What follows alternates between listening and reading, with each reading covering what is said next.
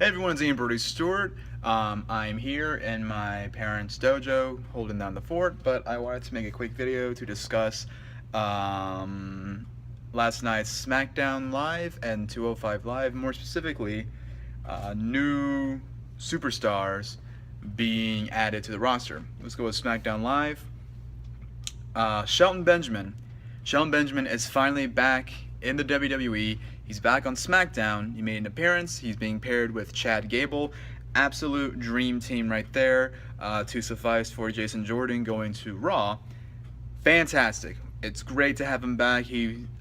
For some context, he's been putting off the debut for months because of I think a torn rotator cuff, and then later on, rumors were having that he actually did not sign with WWE, but it was finalized and he made the appearance, so he's gonna be competing in WWE. It's great to have him back. He's a fantastic superstar. And going on with the newest call-up from NXT, the glorious Bobby Roode. He's on SmackDown Live as well, debuted, beat Aiden English, and everyone erupted in a humongous pop. He lost his NXT Championship to Drew McIntyre at NXT TakeOver Brooklyn 3 last Saturday. So people thought he's going to continue the feud with Drew McIntyre, but he's on the main roster now. Fantastic addition. SmackDown Live, in my opinion, had hit a minor slump, while Raw is actually picking up in ratings because of their push with Braun Strowman and a few other superstars as well.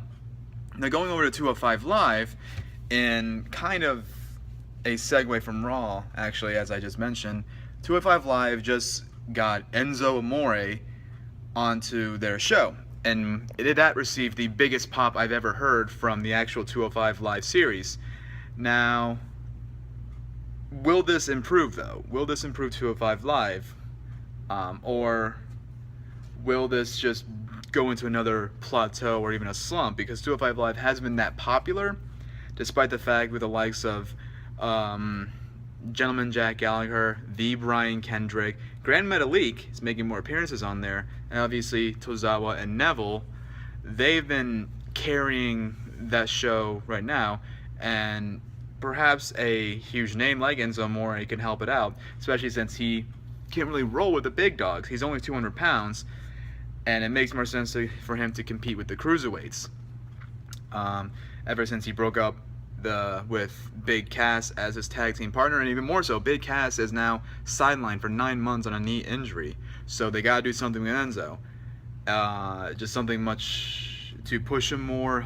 And maybe he could go up after the cruiserweight title, just to have him more relevant, rather than him just then not being on TV, because the feud with Big Cass, despite it being bullcrap, it was the only reason why he was relevant. So I just want to share my thoughts on that. Overall, finally, on SmackDown Live, things will definitely pick up with those two additions, and I'm really hoping with creative they don't screw them over. With 205 Live, it will be a quick adrenaline rushed pickup at first, but I am suspecting if done incorrectly, 205 Live will go back into that hole, and they have to dig themselves out with even much more effort. So hopefully both shows can continue up with their ratings and their popularity.